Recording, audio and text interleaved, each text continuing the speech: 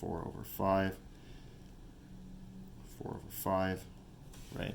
And as you can see here, 4 over 5 squared, this just becomes 4 over 5 squared. And look, q would be therefore equal to 1, right? Because these would all just cancel, right? 4 over 5 squared over 4 over 5 times 4 over 5, that's 4 over 5 squared, so q is equal to 1.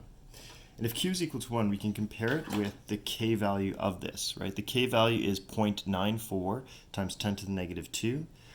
1 is bigger than the k value. So q is greater than k. So that tells me with these initial concentrations, the system is not at equilibrium. So it's not at equilibrium. So which way would it shift? If k is too big, right, that means that my product concentration is too large, and therefore the equilibrium has to shift this way to form more reactants to get back to equilibrium. So the system is going to shift left. All right, so now that I know this, the direction of the shift, I'll set up my ice chart. So again, I rewrite the reaction N2 plus O2, double arrow, 2NO. Initial, concentration, or sorry, change and equilibrium. So I can figure out what my initial concentrations were because they were given to me, 4 moles and 5 liters. Well, I'm going to use a decimal here. 0.8, 0.8, and 0.80, right? Now, to figure out which direction it's going to change in, I go back here. It's going to shift left. So if it's shifting left, it's using up products. So that means it's going to use up 2 x's, form an x, form an x. And then at equilibrium, I have 0.80 plus x, 0.80 plus x, and then 0.80 minus 2x. Okay, so I had my Q calculation, I set up my ice chart, and now what I'm going to do is I'm going to find the value of x because I was given no information as to what x is.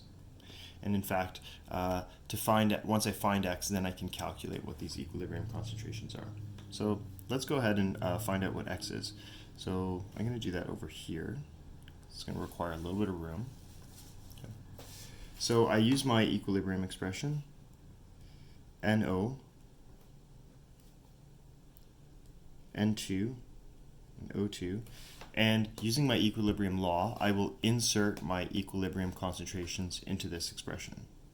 I also have the value of K that was given to me right here, so I'm going to write that in. 9.40 times 10 to the negative 2 is equal to the concentration of NO at equilibrium was 0.80 minus 2x, and that's squared, all over 0.80 plus x and 0.80 plus x, right there. Okay. So 9.40 times 10 to the negative 2 is equal to 0.80 minus 2x squared all over 0.80 plus x squared. So as we can see here, because the highest exponent on the variable is going to be 2, we have a quadratic that we have to solve. Noting that this is squared and that's squared, I can make my life a little simpler just by taking the square root of both sides. And I end up with plus or minus 0.307 is equal to 0.8 minus 2x over 0.8 plus x. But what I'm going to do is I'm just going to make a note. I am going to not evaluate negative 0.307 because negative 0.307 may yield a negative concentration.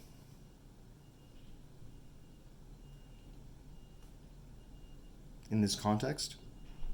So I'm not going to include the negative, I'm only going to evaluate the positive, and then I end up with an expression which is 0.307 is equal to 0.8 minus 2x over 0.8 plus x, what I'll do is I'll bring this binomial up to the numerator.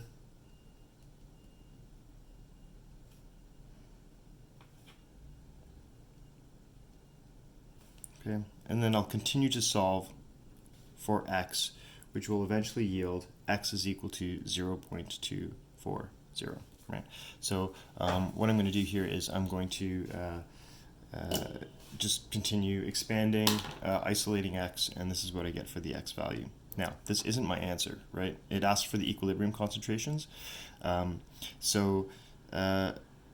By doing this, I'm going to then put this in and then find that at equilibrium, N2 at equilibrium is equal to 0.80 plus 0.240 is equal to 1.040 molar.